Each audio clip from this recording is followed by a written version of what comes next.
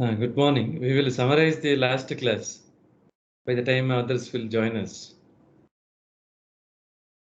In the last class, I was discussing about multiple features.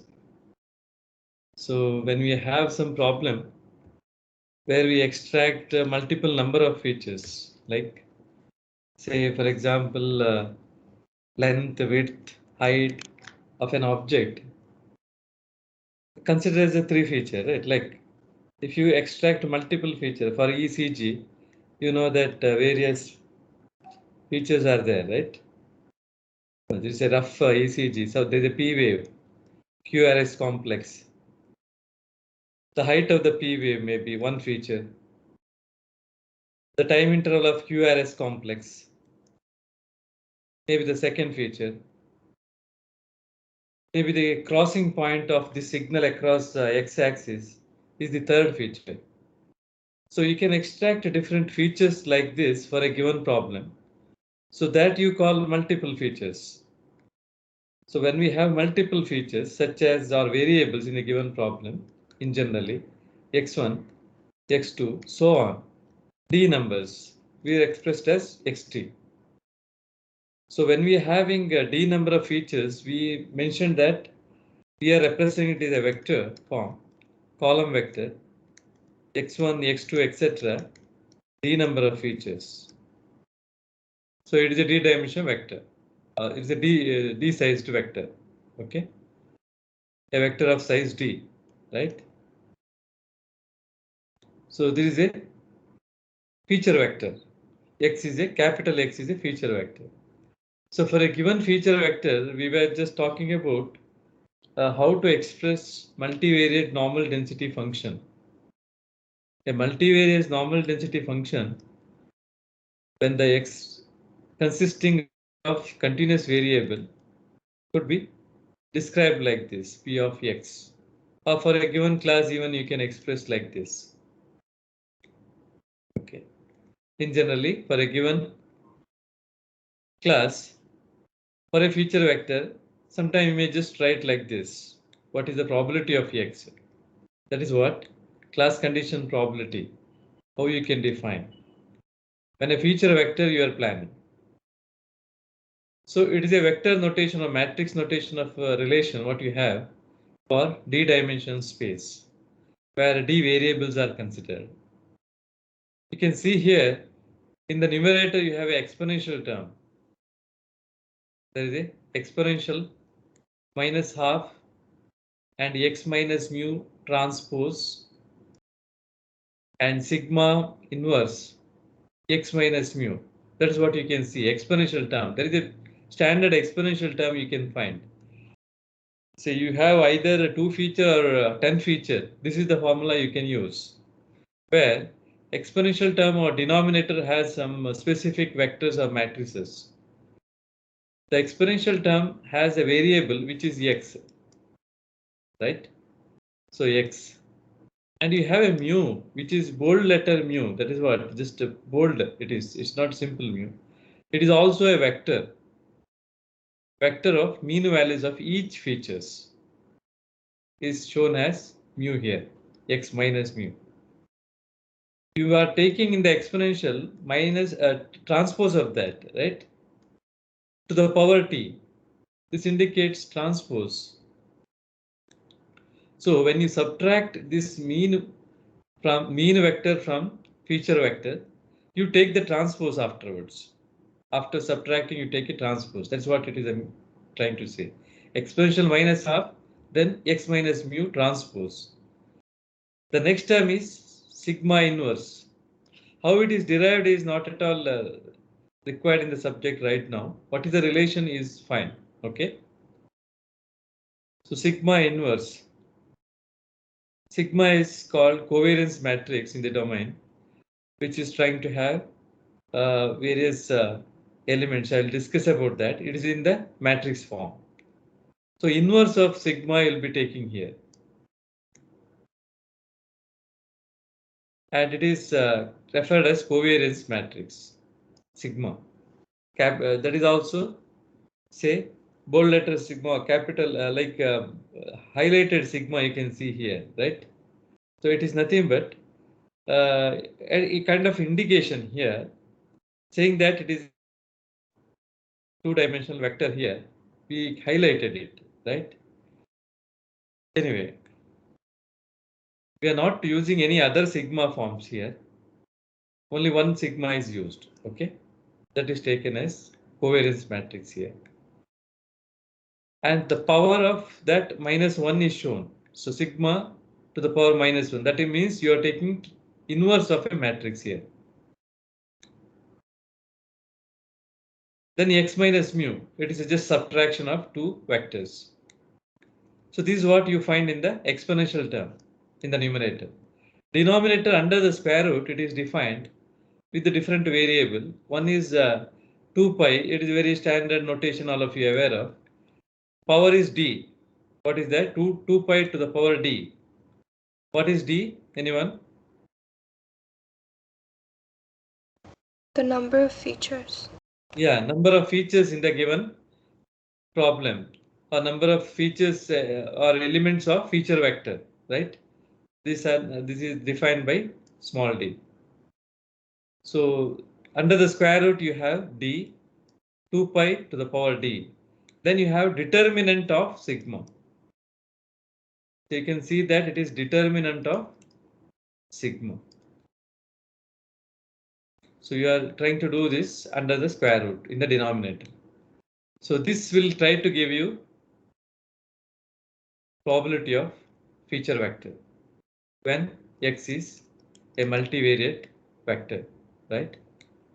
Or this density function is a multivariate normal density function. Can be used for or can describe a situation where feature vector is given in a k-class problem, right? You can utilize this in the k-class problem for defining some class condition probability. So let us take some more detail of sigma here. Anyway, I have told what is x. Capital X is defined as having element x1 to xt in a column form. Is a column vector, or it is a feature vector in a decision problem, right? It could be a feature vector or any random vector having variables. In a mathematics, you can just realize it as a variable set, right? A column vector. Here in the domain, we call it as a feature vector. This is a mean vector. Mu is a mean vector. It is expected value of x, where x is a feature vector, right? So it is nothing but mean of each variable x1, x2, etc. So mean of x1 is mu1, mean of x2 is mu2, so on. You have a column vector mu. Now, sigma is a covariance matrix in this particular relation, which is defined by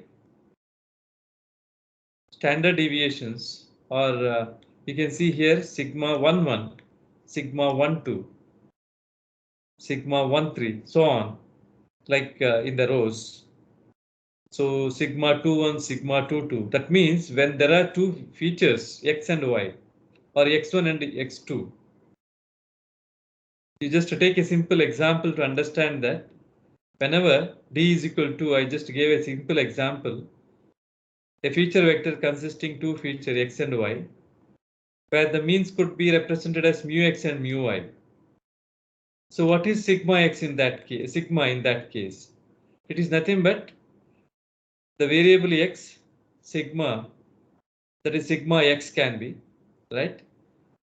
Maybe variable y can have some standard deviation, maybe sigma y, so on. So when you are trying to think about a problem where two variables are there, right? So you're talking about, you can represent this sigma x. Sigma x, this term is sigma x into sigma x, it is sigma x square. So this term becomes sigma xy. So depending on the representation of variable, you can just denote your sigma or covariance matrix. But aware of that, there is a relation between sigma xy and rho. So that if you understand from the definition of probability theory, correlation coefficient rho xy is equal to sigma xy to that of sigma x sigma y. So expected value of x minus mu x by sigma x into y minus mu y by sigma y is nothing but rho xy. So it is nothing but this relation, right? So from the probability theory, you may be knowing this. Rho xy is related to sigma xy, right? So sigma xy, if you express in this matrix, sometime rho xy into sigma x sigma y may be utilized for some calculation. Okay. Otherwise, in generally, you understand that the sigma x is sigma is consisting of various uh, uh, elements. These elements can be represented like sigma 1 1, sigma 1 2 are the elements of this matrix, can take values such as in a given problem. If it is sigma 1 and sigma 1 for a feature x1 and so on, and you consider different feature set in the given particular problem having d features, then the matrix will be of d dimension. If it is of dimension 2, you can see it is of a small matrix, 2 by 2 matrix here. If d is 2, you can see 2 by 2 matrix. So on, it changes based on the dimension of the vector. So remember that it is a covariance matrix where you will be using various sigma and you will be denoting the matrix. And there is a relation between rho xy and sigma xy that could be useful for you to use in different problems. So you know this is a variable capital X, whereas mu is mean vector, sigma is correlation, covariance matrix. So with this you are able to determine this probability. Multivariate normal density function could be related with this having mu sigma for a variable, right? Feature set or a feature vector if it is given, you can try to describe that feature vector related class using a probability density function. This probability density function could be used for visualizing a class when the feature vector is given. That means when the feature vector with the d dimension, nothing but d elements are given, you can visualize the class with this probability density function, right? So you are trying to represent a class using certain multivariate normal density function. So let us see how to use this kind of relation in a given problem. Already we discussed one class problem, two-class problem consisting G and G bar. Can anybody recollect what is G and G bar in the given problem? I was talking in the last class one of the problem of student applicant. So when there are students, a set of students are trying to admitting to a university, right? I was telling that there is a kind of problem where there are two classes considered as G and G bar.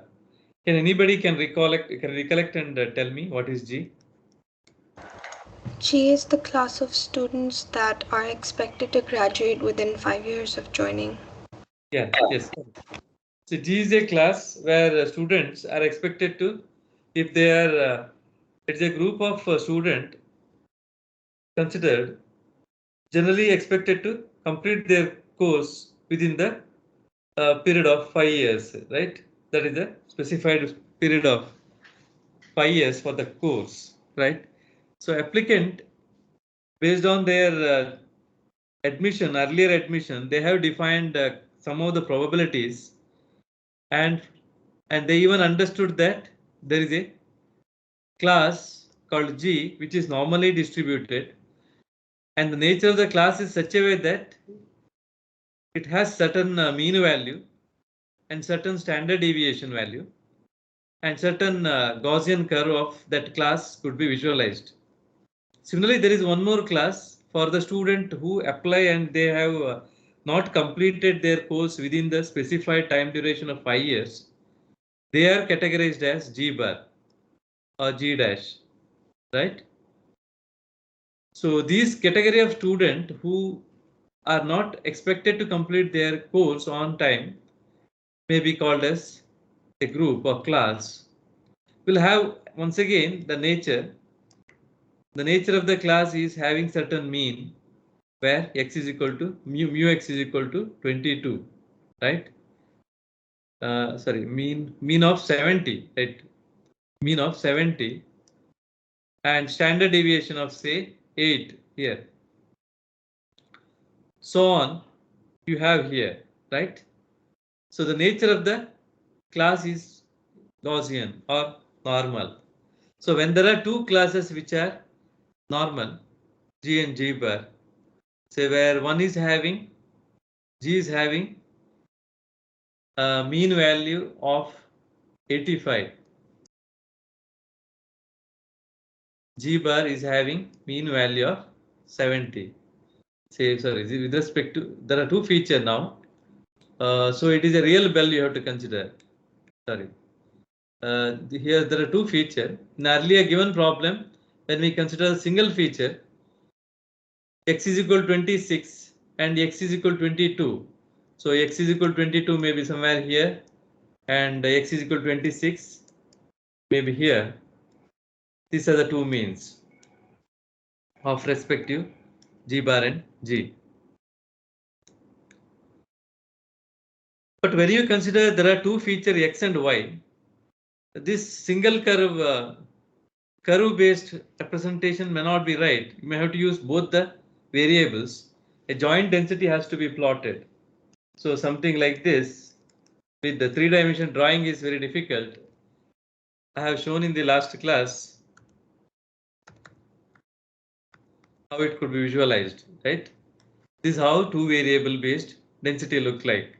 There is a x variable, there is a y variable, and probability density function varies vertically, right?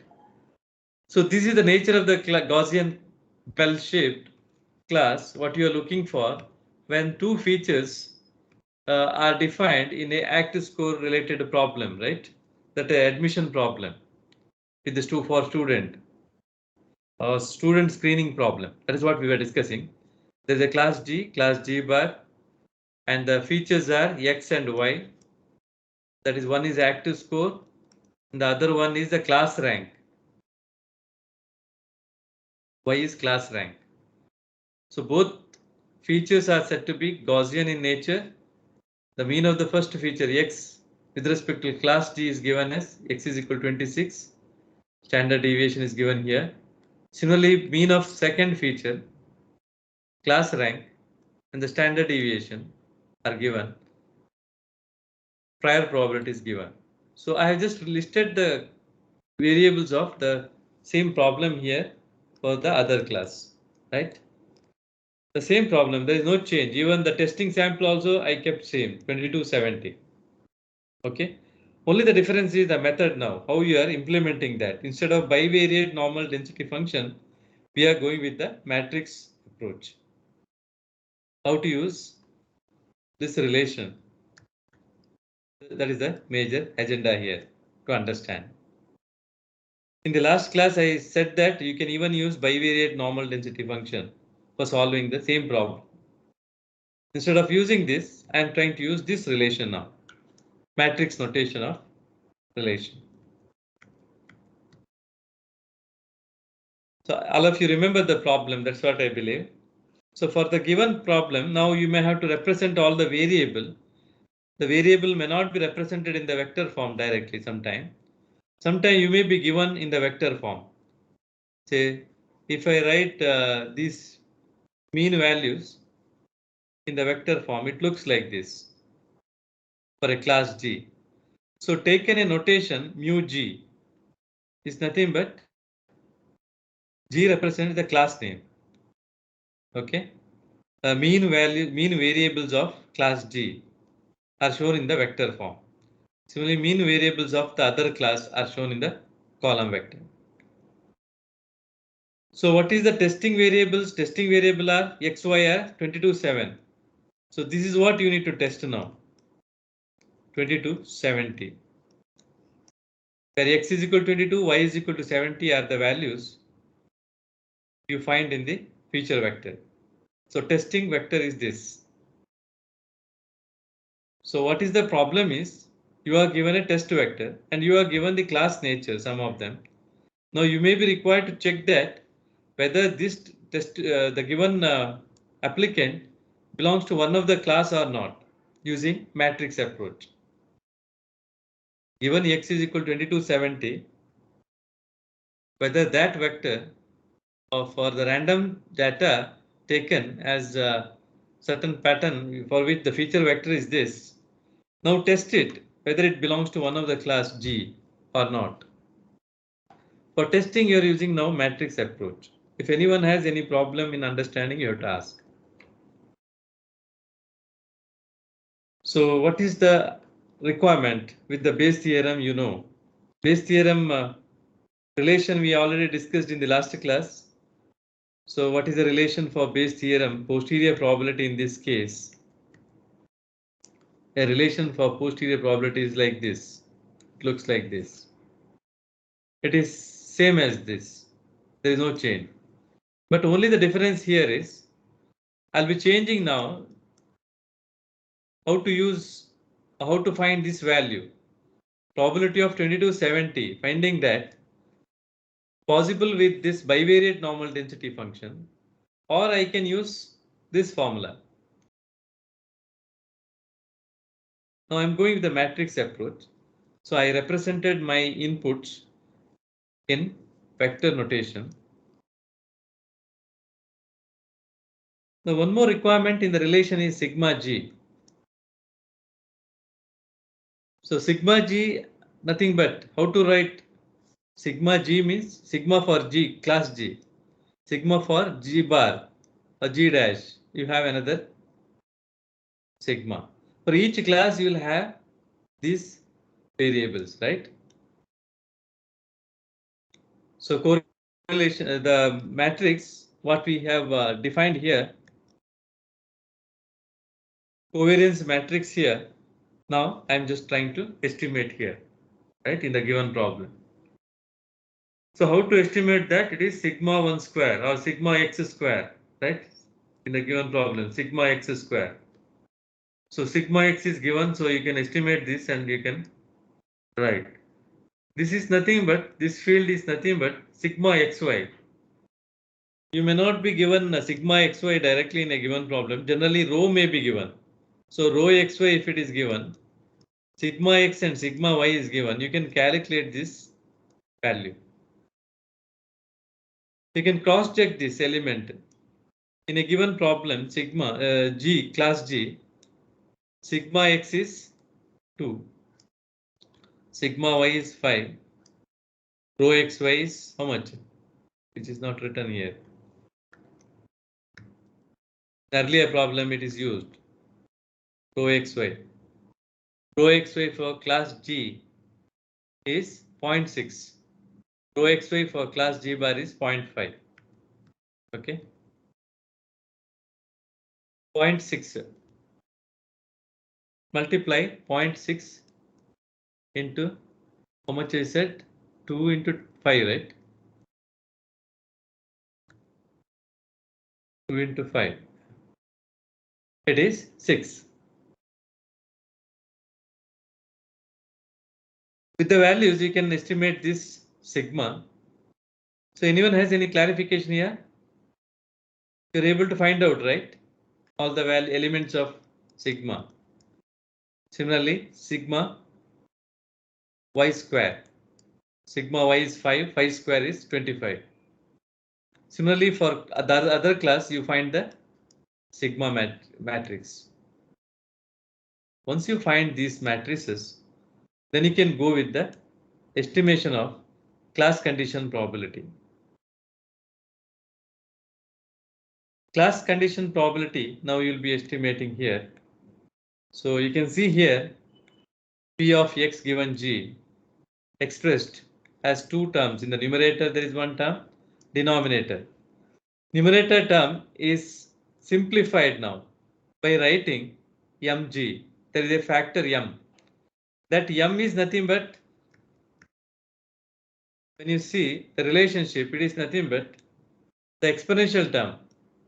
The whole exponential term is taken as, in short, m. Exponential minus half mg. Okay, that is what represented. But this mg is nothing but this.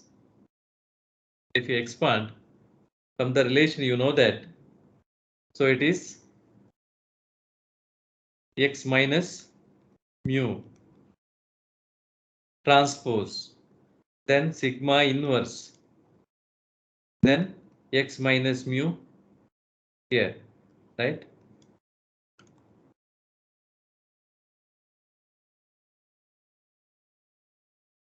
Now this mg can be calculated now. Now you can take one paper parallelly. You can also try that.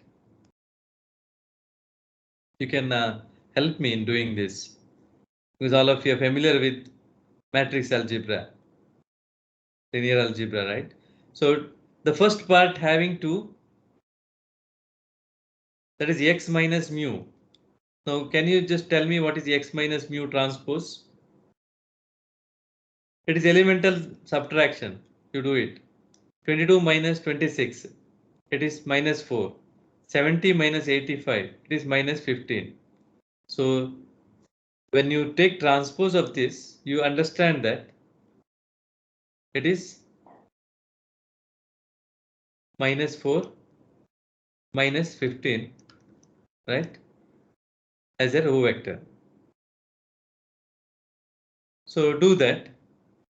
I will not write here every step. I'll just say you can write in your paper. Take the transpose of this. Anyone not understood how to take transpose, you can ask. Then you take inverse of this matrix. I think all are familiar with taking inverse of a matrix. Transpose, I gave an example here. Similarly, inverse. When you are given a matrix, 1 over, right, AD minus BC, right? So then represent the matrix. So you all of you aware of that 2 by 2 inverse matrix, how you can write. Now can you write the inverse of this? What is the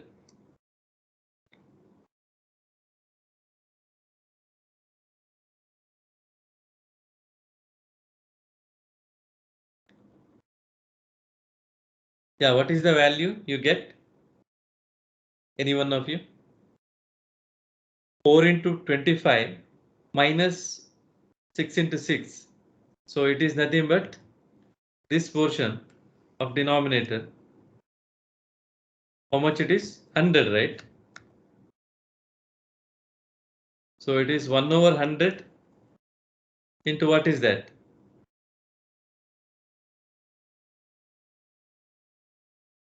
Yeah, I'm not getting any answer.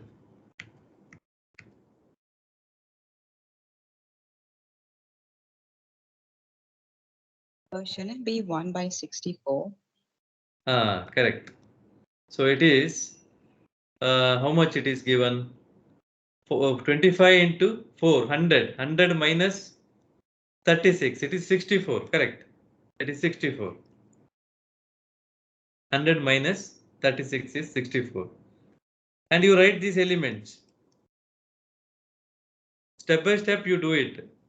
I'll just say the steps. You can do it. First you take the transpose of this. Is it done? I have just shown it. Minus 4, minus 15. Row vector. Then take the inverse of this. Is it complete? Take inverse.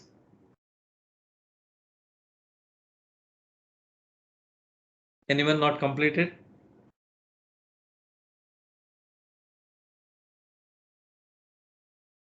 Once you do the inverse, then you even subtract x minus mu here. And then you have to do the matrix multiplication, right? You have to do the operation now between this row minus 4 minus 15 with that 1 by 64, and there is a matrix and there is one more column, right? Minus 4 minus 15. You solve this. You solve this finally. And there will be denominator 64. So altogether, when you simplify, you will get this value. You can try that. Anyway, you can try later. Okay. I think all of you are familiar with that. That's why I'm not going to do it here. Okay. So you're very much familiar with these operations. So please do it. If you have any clarification, always you can ask. So once you solve this, the mg value is 9 point something that you substitute here. And even in the denominator also you find determinant of this matrix and solve after multiplying with the 2 pi to the power 2. So under the square root, how much you evaluate it. And finally you get a value for this probability, which is very small value. You can see that point fraction 0.000214, very small fraction, right? But whatever it is, you note down. It may be sometime bigger value. In this given problem, it is very small fraction. Let it be. Don't approximate it. You take the probability value directly. Okay. So this probability is defined. Now for the other class also, you can try to define like this. P of x given g bar if required. Yeah. So P of x given g bar, if you calculate, it is this much. So now what you have to do is with this value, now you have to calculate what is that value. That value is matching with this bivariate normal density function, right? Using that, you have calculated in the last class what is the probability, class condition probability for given class G. When x is equal to 22, y is equal to 70, given G, we have calculated its value in the last class, which is 0.000214. Similarly, you calculate it now, and also it is showing that it is also, where is that? Okay, we have not shown the value here, but you can calculate now. Can you substitute here that value of P?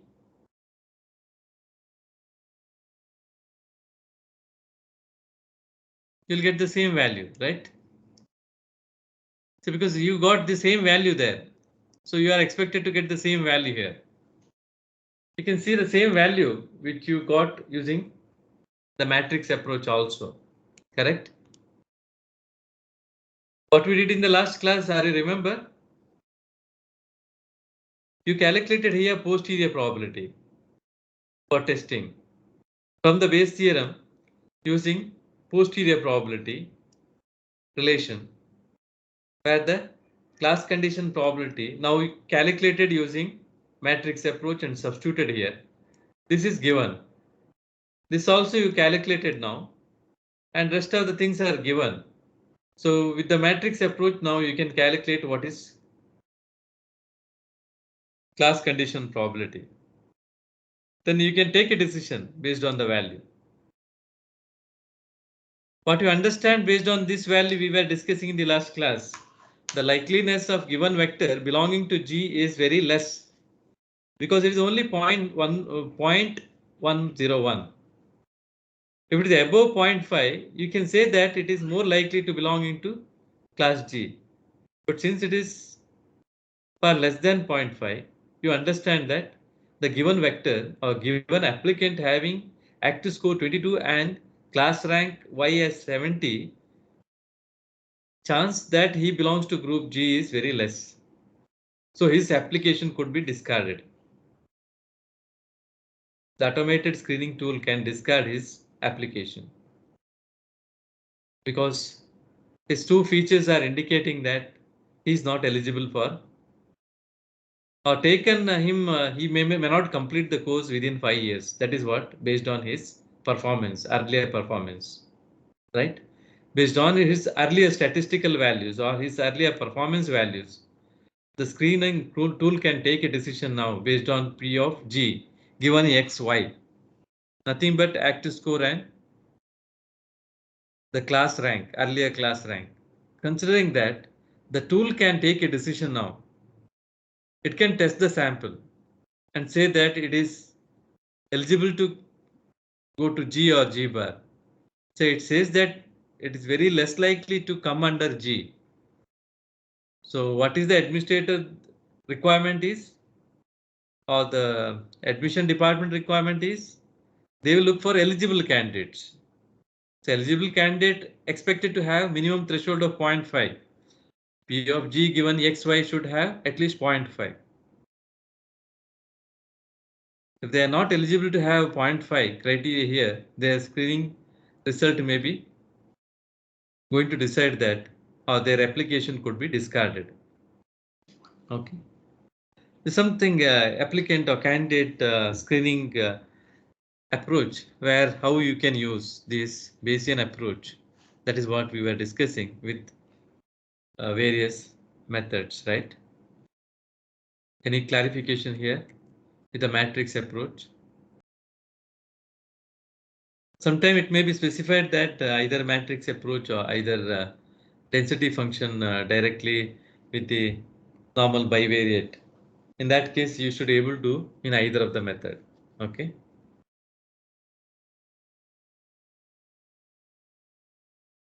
So determinant calculation, everything is given here. You can go through it if you have not very much sure about that. For 3-dimension also, I have given here the formulas. You can just relations, matrix algebra relations. You can just go through it. See, if the feature vector is extended with one more feature, how you can do it? That I will leave it to you. You can go through it. I just have given here. When mu-g is having one more feature, for example, we started with single feature, then we went to 2 feature based. Similarly, you can extend it 3 feature, 4 feature, so on, right? So in a 3 feature based approach, generally you may not able to use here a 3 variable direct density function is not defined here. So you can make use of matrix approach. 3-dimensional matrices you may have to define and you have to solve. You have to calculate probability of G given X. So you can find once again there also it is less than 0.5. Here in the problem they have taken one more extra feature. Okay. So on. You can extend the feature and you can make sure that whether classification accuracy goes high, right? If the features are good, if you accumulate good features, no, multiple features, obviously the testing performance will be improving. Okay, that is what you can observe in a general design. When you are thinking about extracting good feature and collecting more than one and using sometime, your performance of the model may improve generally. Depends on how you take, which feature you take, all this. Yeah, let us take now one more form of Bayes theorem. Any clarification at this point of time? Any clarifications? I find many of them are absent. Maybe they are traveling, I believe. Is it true? Can you share? Yes, so maybe many are traveling. I'm not very sure. Yeah. That's what I understand. Okay.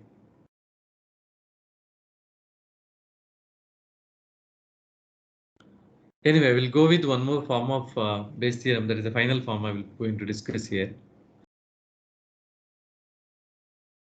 It's a conditionally independent feature-based representation for Bayes theorem. So when there are K-class problem, we are talking with D features. It is also similar kind of problem where you'll be talking about K classes, class such as C1, C2, etc. Multiple number of classes we call K class problem. When the feature vector or number of features are considered are more than 2, we call it as D feature problem. Okay. So when there is a K class having D feature problem, where each feature, if there is taking more than one value, features can take more than one value sometime. So that time, if it is taking V values in some problem, then you can even think about an alternate form of Bayes theorem, where you need, where your feature will take more than one value. One typical example is given here. Suppose if you consider a problem for analyzing certain diseases like maybe fever. Fever, you have many type of fever today. Can you give 3 type of fever names? Any one of you? Can you name few fever names? Suppose you need to write a questionnaire and you want to categorize some fever types based on the answers got from the questionnaire. If it is a type of question you have or problem you have, say what are the features, what are the fevers you will be choosing? Fever 1, fever 2, fever 3, can you label it? There are many fevers, no?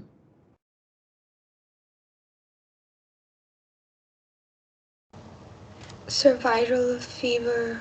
Yeah, viral. Next. Intermittent Uh, and rheumatic. okay, there are different types of, some may be called dengue, right? Or some may be, as you said, viral, general viral, or some may be malaria, a flu type, different flu type, or any kind of fever maybe because of the COVID sometime, right? So different situation may cause. So for each problem, to find out what category of flu it is, say maybe, or any problem where you have 3 classes, okay, of kind, 3 diseases we'll take, say disease 1, disease 2, disease 3. Asking patient to fill 10 items so that for each item, if you give 4 options to write, it's a type of problem where you'll be having K classes where K is equal to 3. Okay, 3 diseases. And a kind of problem where you'll be asking the patient to fill 10 items. So you'll be going to have some kind of 10 features you'll be trying to describe with the questionnaire. Our patient will be describing that. So that each feature, each item will have 4 choices. It's nothing but it will take either of 4 answers. So each item will have V values. D feature will have V values. So this kind of problem, when you think, the outcome of that form after filling may have such kind of outcome or can have a combination such as huge. Say what is that type of filled answers you will get? Because there are 4 choices, 10 items, you get 4 to the power 10. And for the 3 classes, altogether it will be this many number of filled patterns you may get it from different patients. There is a chance that you get these options. The possible combination K into V to the power D. In this problem, if the features are conditionally independent, you can reduce the computation such as K into V into D. That is possible by considering. In that case, computation will be simpler. That is why in some problem, if it is possible to consider conditionally independent features, then you can apply conditionally independent feature based Bayesian approach. Okay, you can utilize. Suppose if there is a conditionally independent case, then this feature vector consisting features such as x1, x2, etc.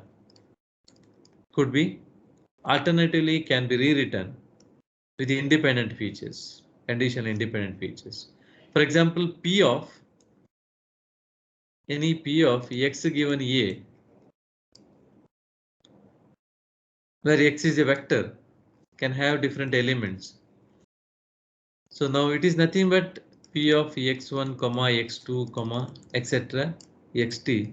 That is a vector having a given A for a given class A, right? Same thing I have rewritten.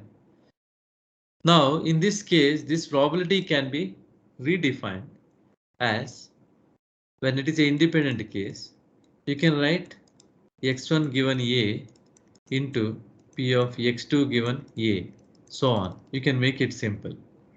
This solves some of the computation problem here.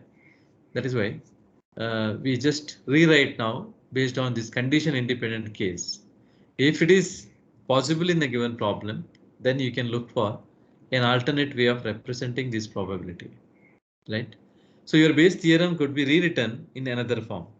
Suppose posterior probability relation, what you have in a standard form, P of Ci given x, where x is a vector. So that vector now if you consider having d features, x1 to xt.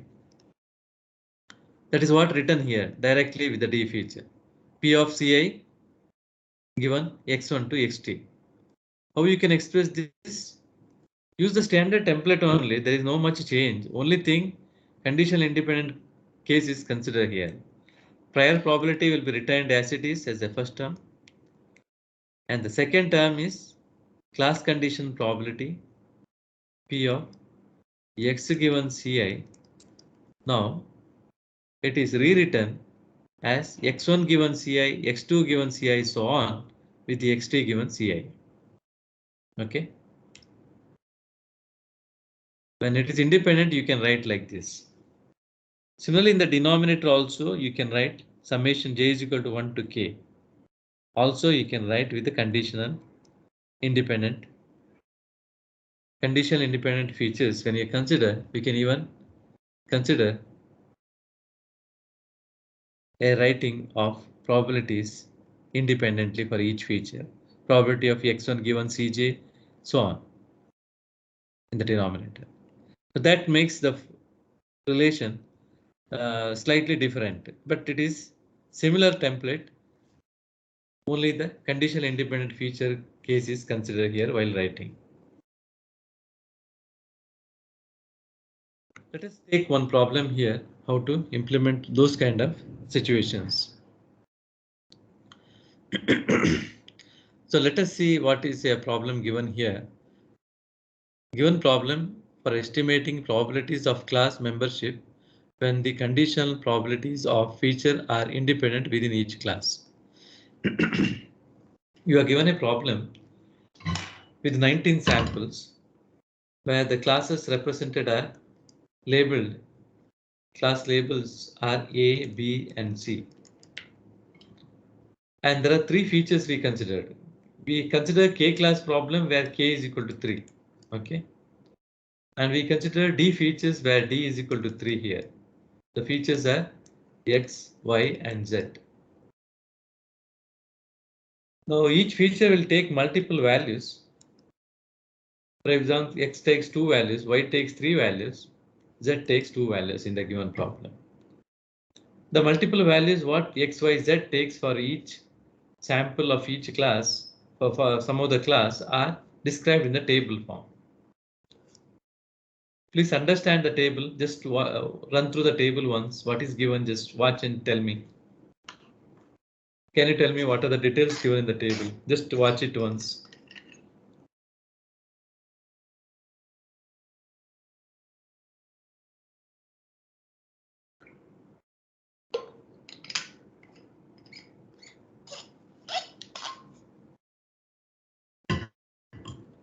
So what are the number of classes? It is labeled there in the table also. So there are class A, class B, class C. The first column is talking about some class detail, right? What is second column detail?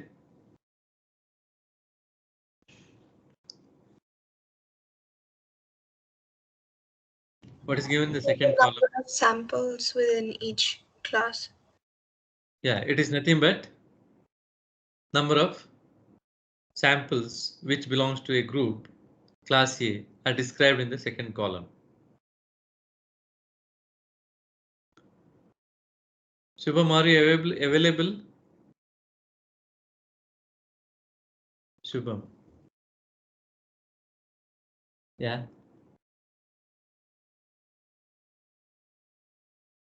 Other people who are available, can you unmute and tell what is the third column?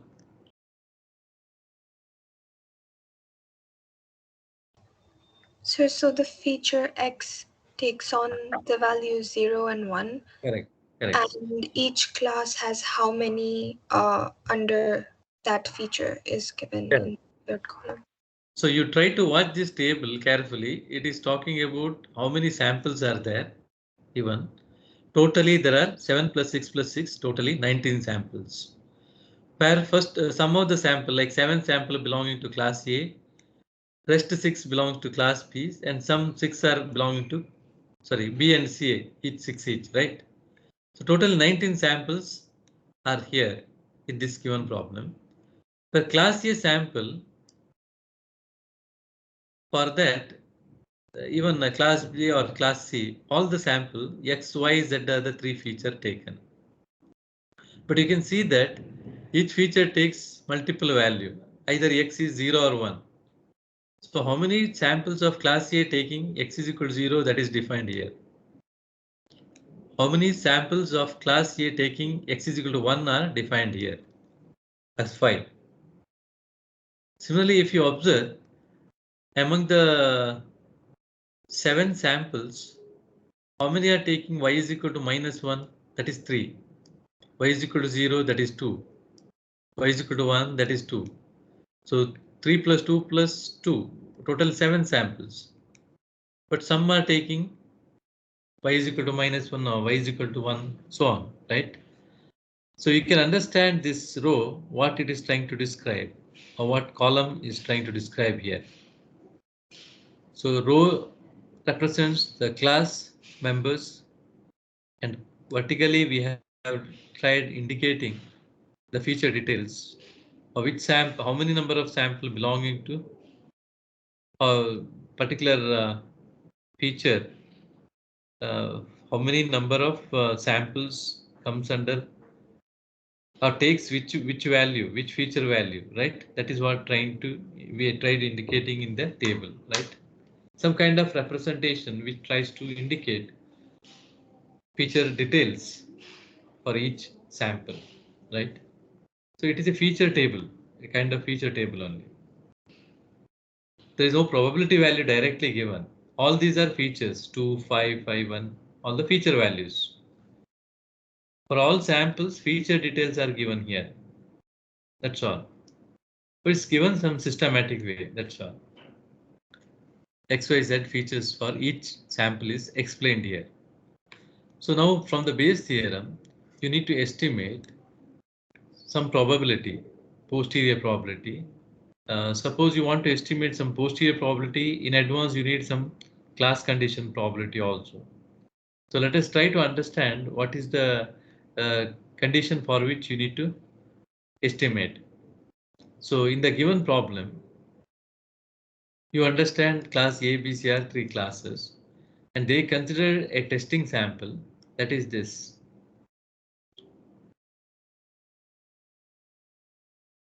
X is equal to 0, Y is equal to 1, Z is equal to 4.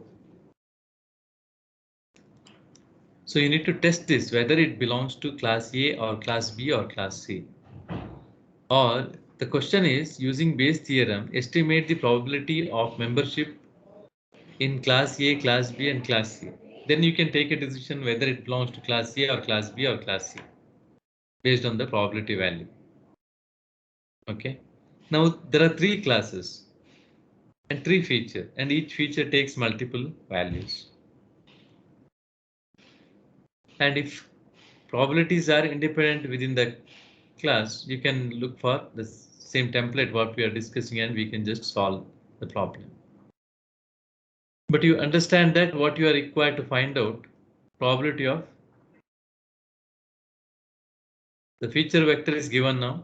You need to check whether it belongs to A.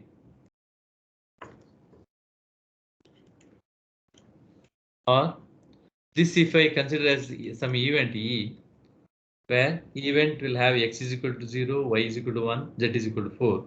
I can write in very simple form, right? You need to find out this. You need to find out this. What is the chance that it belongs to either A or B or C? This you need to find. In order to find this probability, this is nothing but posterior probability, right? All of you agree with that? This is a posterior probability.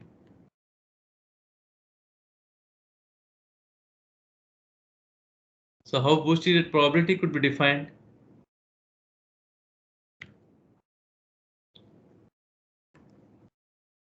For A given E, it will be 3-class problem. This is a relation from Bayes theorem. Anyone not understood why it is having 3 times in the denominator?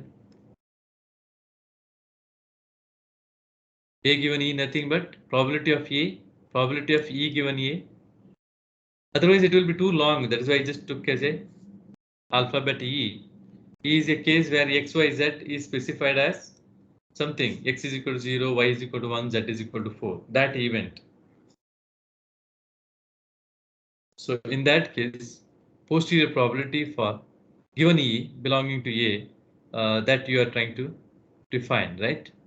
P of A, prior probability, class condition probability, and in the denominator summation of j is equal to 1 to k, where k is equal to 3. P of Cj, P of E given Cj. This is general form. The Cj can be A here when j is equal to 1. A you take P of A into P of E given A. When j is equal to, it could be P of B, P of E given B, right? And for the third class, right, when j is equal to 3, it is nothing but P of C, P of E given C. That is how we expressed Bayesian theorem for this posterior probability. Now to estimate the values of this is not, the values are not directly given. The probability values are not given. Now we have to find out. They have not given, right? Nothing is given here. They just gave the table. How we can find out the values here now? All these are unknowns, these probabilities. Can you tell me what is P of A here? P of A, because here you have to find out this, and this is same as that, this, right? Then you can calculate posterior probability. From the table, are you able to find out probability of A, prior probability, that is called probability of A, probability of B, probability of C. These are prior probabilities.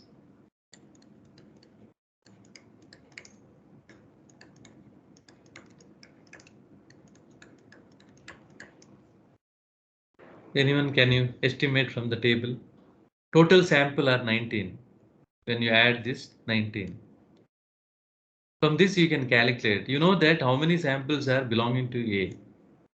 So samples belonging to A, you know, among the total. It defines probability of A. Similarly, 6 by 19 is probability of B. Correct? These are prior probabilities. Sum of all these three will be equal to 1. Right? But in the given problem, they have roughly taken this as equal, and even they said that they assumed because it is very close, the values are close. P of A, P of B, and P of C are nearly equal as 1 by 3 they took. Okay, not necessarily to be taken, you can directly take this also, because they have written that, they have assumed it. Okay. So is it clear? Prior probability is calculated. So what is condition probability, class condition probability? P of E given A. It is nothing but probability of x given 0, y is given 1, z given 4.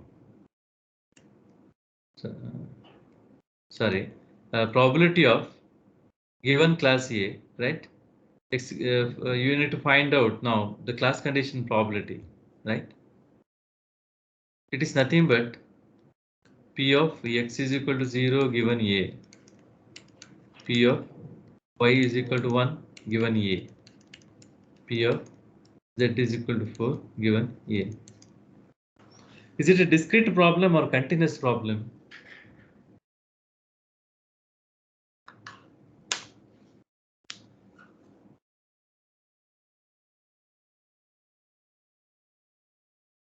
Any one of you? Have you observed which probability I used for class condition probability here? It's discrete, sir.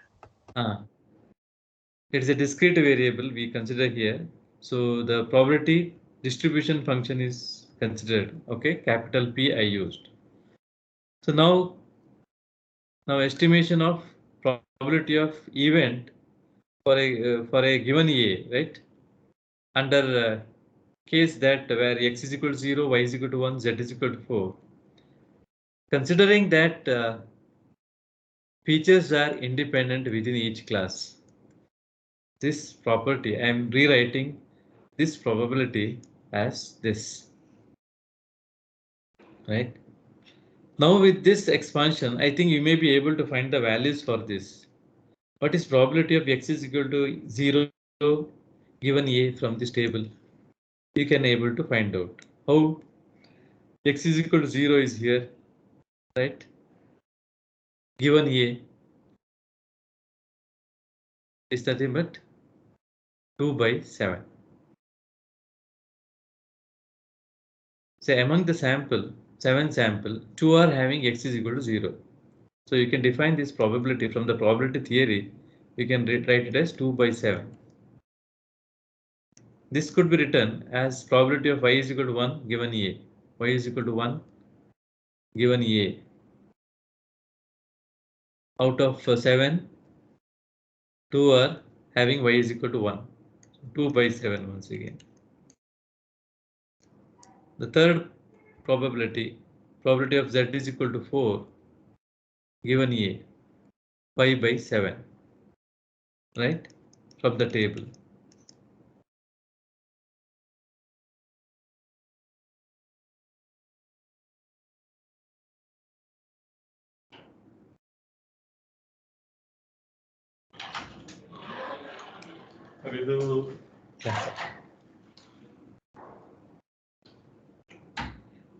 Is it fine? How to calculate that probability? Yes, sir. So what is the Yes, sir. probability of E given A now? What is the probability of E given A value?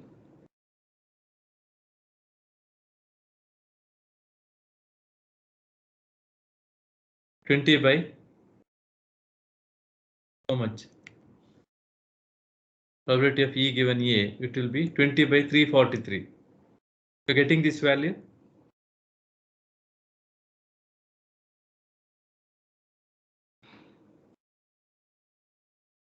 Are you doing along with me? It is nothing but 20 by 343, correct? Similarly, you can calculate for other classes. Probability of E given B, you can calculate. Probability of E given C, you can calculate. But this is class condition probability. In order to calculate posterior probability, you have to substitute in the Bayes theorem. Once you calculate this, all this, right? You can substitute here and you can calculate the value. How much it is? 0.3. From the Bayes theorem, you can calculate the value of posterior probability for P of A given E is 0.3. Similarly, if you calculate P of E given B, similarly, if you calculate probability of A given B given E, where is that they have calculated? No. Can you calculate quickly from the value? What is B given E? Somebody can explain me what are the terms it will have?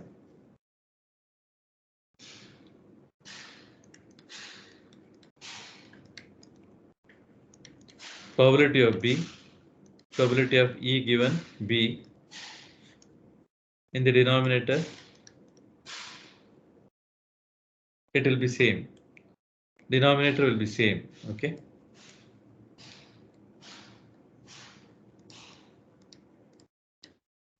Only numerator terms are changing now. You can see that.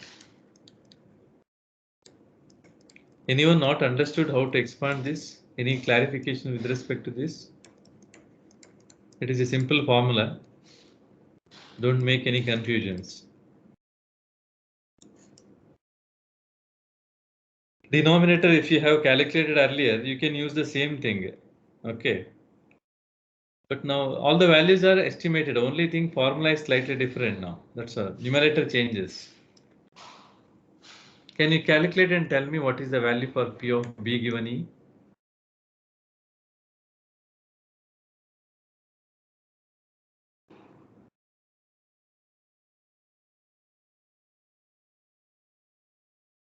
P of E given B is 0.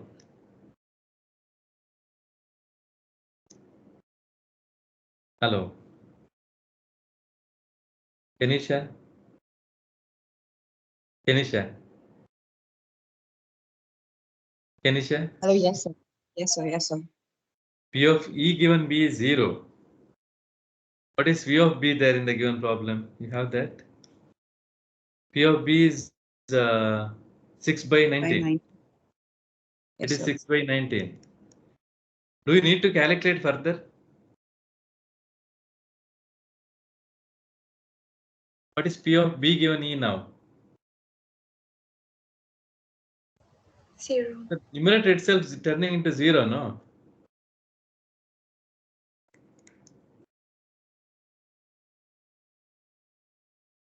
Yes, sir. Right? The whole numerator Yes, is sir. turning to 0.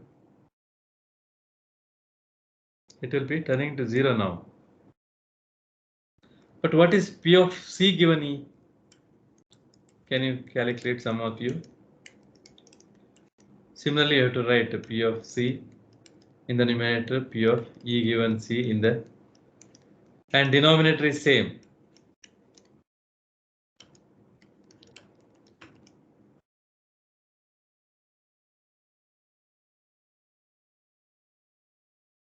P of C is nothing but 6 by 19. 6 by 19. P of E given C is 30 by 216. This is 30 by 216. This is 6 by 19. Denominator already you calculated. Can you give the value for me? Some of you can calculate and give me.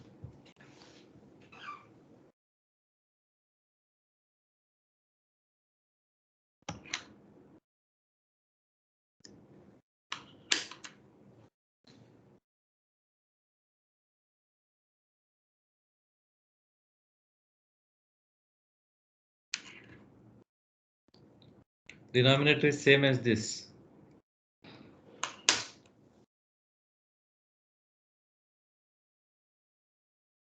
From the Bayes theorem, probability of C given E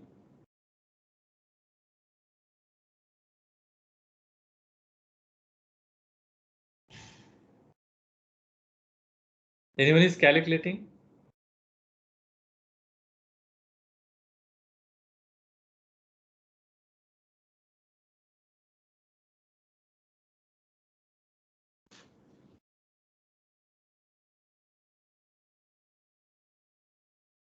Pratik? Pratik? Harshita?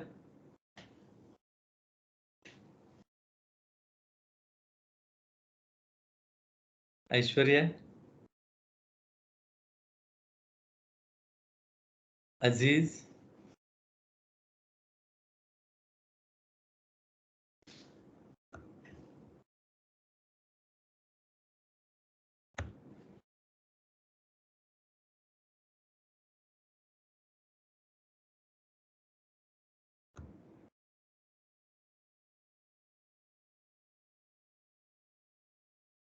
Some of them are writing that they are not audible. Okay. Aditya? Yes, sir. Present. So can you calculate and tell me what is the value of P of C given E? Do you have a calculator? Okay, sir. Try.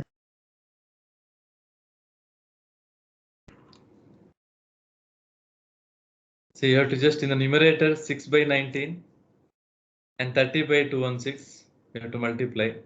And the denominator, this is the term, same as, it is same for all the cases.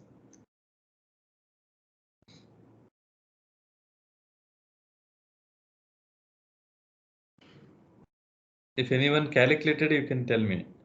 Anyone? Sir, is it 0.67? How much? 0.674. 0.64. 674, the total. Okay. It is for the after complete calculation, no? C by E. C given E, right? Yes, Probability given E. of C given E. Yeah. Okay. This posterior probability is around 0.67. The other one you got as 0.3. Okay.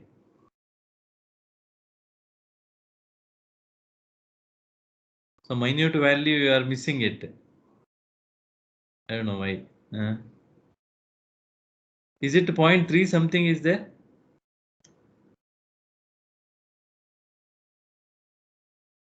Anyway, let it be fine. Okay, once you calculate, you will get the probability of a particular event. Posterior probability, you will get it. Now, what is the interpretation you can take from this? Why I told you to calculate? Any one of you? You calculated probability of A given E, probability of B given E, probability of C given E. Why you calculated?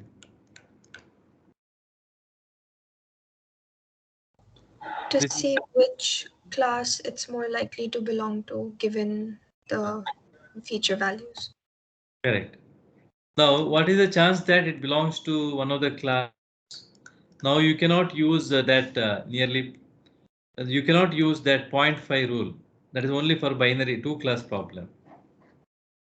Now for this situation, when there are two or more classes, I cannot use that rule of 0.5 because there are three classes now. I have to check which class is having higher value. Okay. Which class is having higher value of probability, then I can say that that event can belong to that. Now from this calculation, I can see that that particular event E, there is a high chance that it belongs to class C rather than B. B there is no chance. Rather than A or B, it's having higher chance to have higher likeliness to have class C, right? That's what you can understand from the given probabilities. Is it clear? So when there are situations where you have various probabilities are given, fine. If it is not given, even some discrete problem where they are explained with the features, even this kind of approach also can be utilized. Okay, for some analysis. For example, I just said the questionnaire where you want to do some analysis, those kind of problem where it is easy to do with this kind of approaches. Bayes theorem with K-class problem where D features could be there and each feature can have some V variables. Can also be addressed by Bayes theorem. That's all some of the templated which we discussed. Any clarification from those discussion?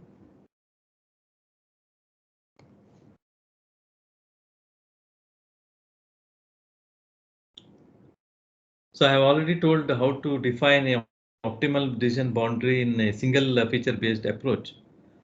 Now there is a extension of the problem when there is a class with the 2 feature or 3 feature, multiple feature.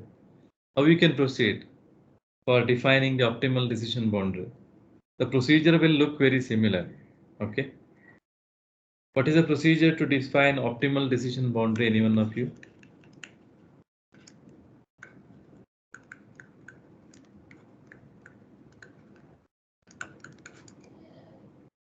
Using Bayes theorem we have done for single feature. It is by estimating or by equating two posterior probability we have solved it, right? You can start deriving optimal decision boundary equation or discriminating equation by equating two posterior probabilities and expanding it, right? What is the expansion of A given X? If it is a continuous one,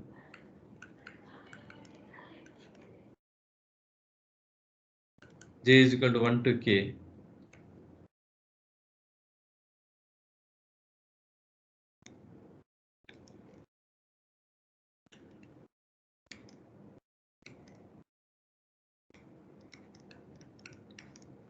So there is a denominator here.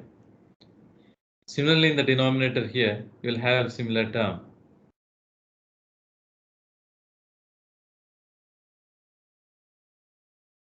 Right?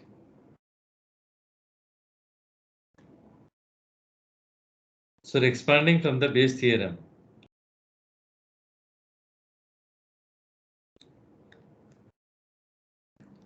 Probability of B here.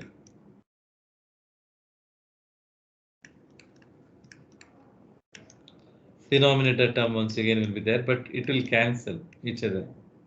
So denominator I will not write now. They get cancelled left and right side. Now you can see I just expanded this posterior probability using Bayes theorem. Now if the condition probability is normal, how to solve we were discussing earlier. Now when there are two features, instead of single feature there comes two features now.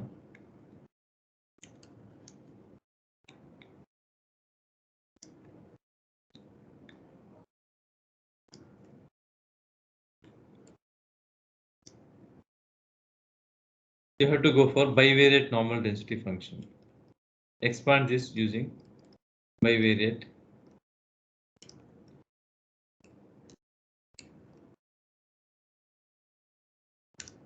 Both sides you can expand this by bivariate normal density function. That is what's shown here. Left side and right side. For a class taken as instead of A, Ci they have taken, Cj they have taken. Okay.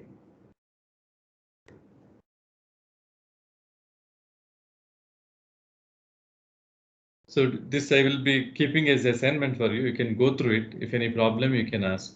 The similar type of problem, but instead of single feature they consider two feature. I'll just give a hint here how to calculate.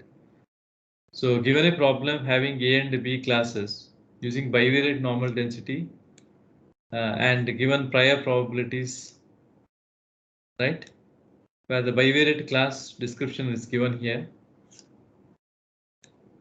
Each class A, B having certain bivariate details, mu x, mu y, sigma x, sigma y, and rho x y detail of class A. Similarly, class B details are given here. So class A and class B nature is explained with H bivariate normal density function, right? Now, by equating how to derive equation for the boundary, that is what discussed. From the posterior probability, you can each left and right side of like I just already mentioned, you can just go with P of A given xy equated to P of B given xy. With this hint, you can start deriving, substituting bivariate normal density here, right? Expand this with the bivariate normal density. Now simplify it like how we did earlier, taking natural log, and you'll get a simplified equation. You can take later to one side, okay, so that it will be a simple equation. Otherwise, just express it as x. But we'll try to show some parabolic boundary. In this case, if you see the two classes and the natures, for example, the class A here having mu x, mu y, 0, 0. Class A, the center is at 0 and 0. This is what? Mu x, comma, mu y. Right? Of class A. So class A is shown here as a circle.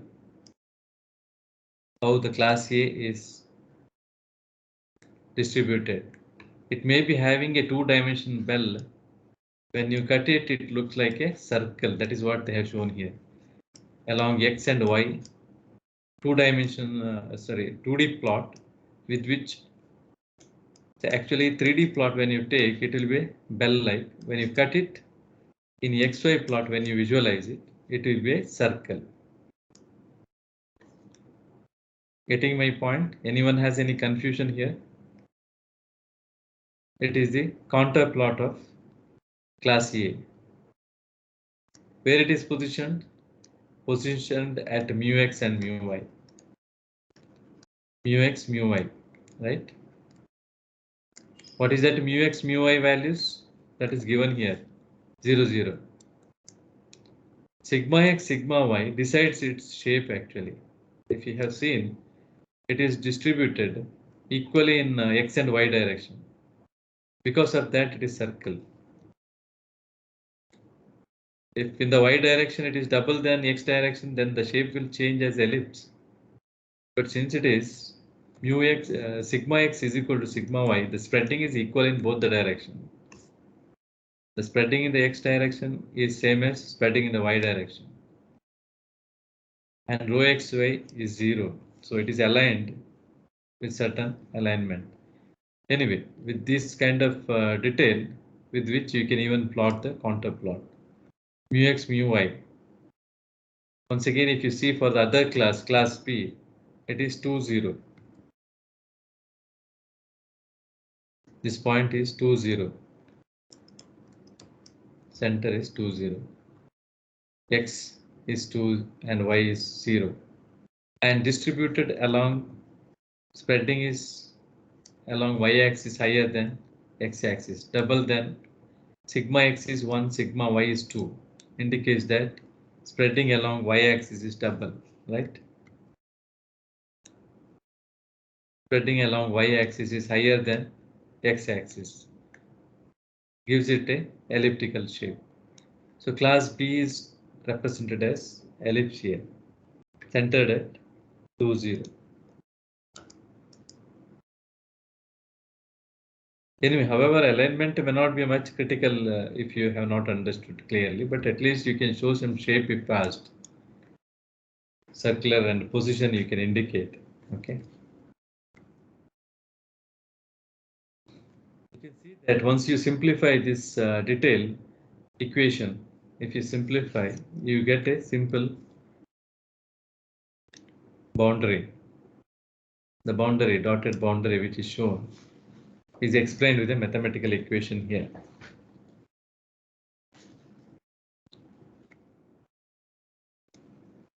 So if you take all the term of this to one side, any one side, I took to the right side, then it will be keeping at the left hand side 0, right? That I can keep as a d. So it can be referred as discriminating function or discriminant function, or it can be called as boundary equation.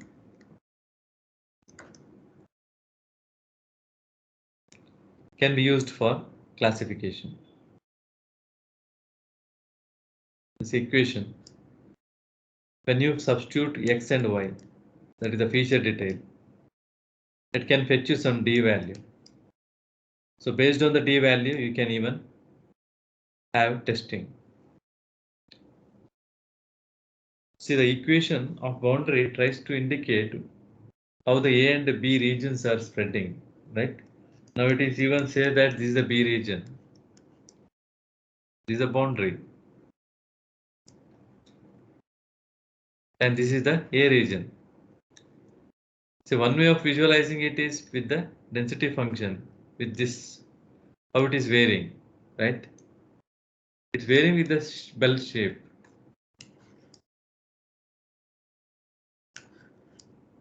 Two bells are there. But they are not having actually, see, this is actually circular bell, whereas the other one is elliptical bell. Their characteristic is different. They are positioned at a different place. In 3D, if you visualize these two classes, they are entirely of different types. Their characteristics are different. If you can imagine, the class A here is a type of bell which has some characteristic circularity, whereas class B is having some characteristic which is also a Gaussian type bell but spreading along y direction higher and also oriented at a different place than this. So this makes its nature different, right?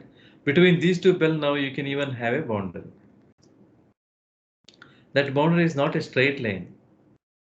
Okay, in 3-dimensional space, it is something like this. We'll be talking about a parabolic boundary here. From this equation, you understand that it is a parabolic natured one. Even though when you are talking in the 3-dimensional space, you may be required to have some kind of plane to separate two bells, right? Yes. In the XY plot, you can try to visualize that a line is separating this, right?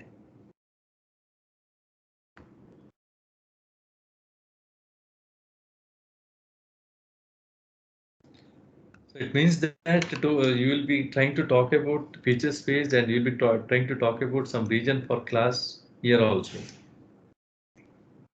The whole concept of this parametric approach try to indicate, finally, you try to talk about with respect to single feature or multiple feature.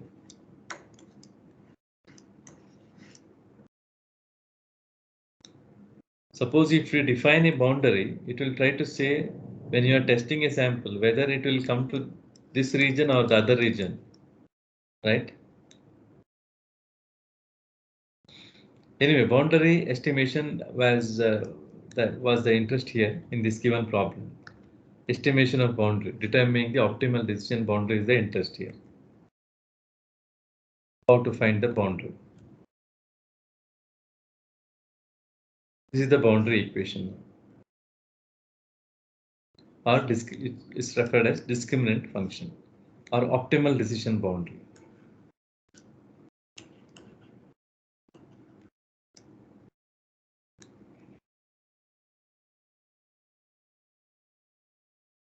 So at least for two feature, be aware of this example, you can go through it. Similarly, there are examples even given for 3 feature or multi features. You can slowly, if you are interested, you can explore. at least 2 feature boundary, you just work out. There's one more small concept we have to discuss, then I'll stop. Quickly, I will run through estimation of error here in the probability based estimation.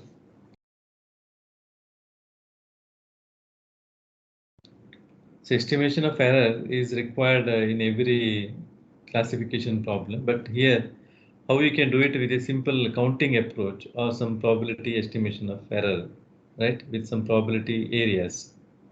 That is what I'm going to discuss now. Okay. In generally, what is error? I think all of you know that. What is error? What is error you are required to look for here? What is error you are planning to describe? Anyone?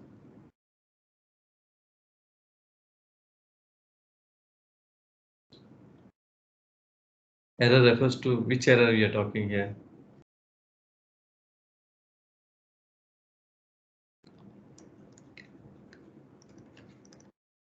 Test error. Say, suppose you have designed a rule, Bayesian theorem based testing rule. Maybe in the active score you defined some rule, or in other problem you have defined certain rule for classification, right? How much efficient it is, right? That we have not defined here. Just how to define its error I'm trying to define in this case. Okay. Excuse me, so sorry to interrupt you, but it's cross time. Sorry, 8:30 to 10, right? I thought it is 10:30. Sorry. Yeah. Okay. Thank you for reminding. Yeah. I had in mind that it is 10:30. Okay, sorry. Yeah. I'll be stopping it. Yeah. This topic we'll take in the next class. Yeah. Next class I'll be even starting with a new chapter. Okay.